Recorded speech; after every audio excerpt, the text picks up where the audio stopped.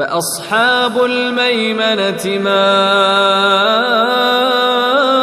أصحاب الميمنة وأصحاب المشأمة ما أصحاب المشأمة والسابقون السابقون أولئك المقربون في جنات النعيم ثلة من الأولين وقليل من الآخرين على سرر موضونة متكئين عليها متقابلين يطوف عليهم ولدان مخلدون بأكواب وأباريق وكأس من معين لا يصدعون عنها ولا ينزفون وفاكهة مما يتخيرون ولحم طير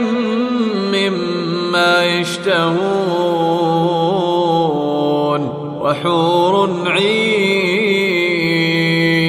كأمثال اللؤلؤ المكنون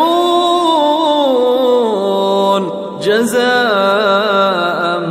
بما كانوا يعملون لا يسمعون فيها لغوا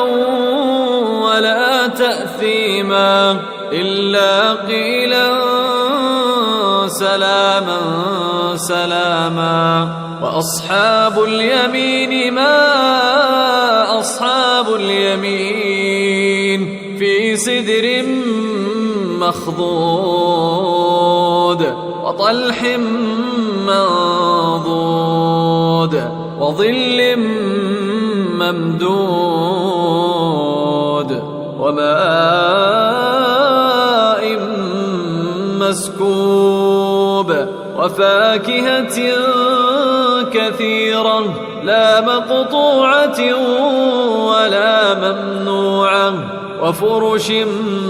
مرفوعة إنا أنشأناهن إنشاء فجعلناهن أبكارا عربا أترابا لأصحاب اليمين ثلة من الأولين وثلة من الآخرين وأصحاب الشمال ما أصحاب الشمال في سموم وحميم وظل من يحموم لا بارد ولا كريم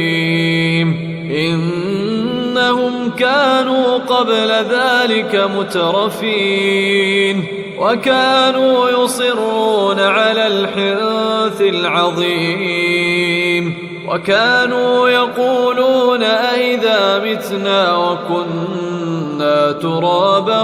وعظاما أئنا لمبعوثون أو آباؤنا الأولون قل إن الأولين والآخرين لمجموعون إلى ميقات يوم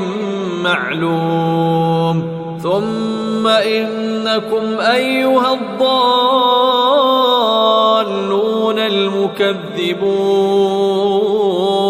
لآكلون من شجر من زقوم فمالئون منها البطون فشاربون عليه من الحميم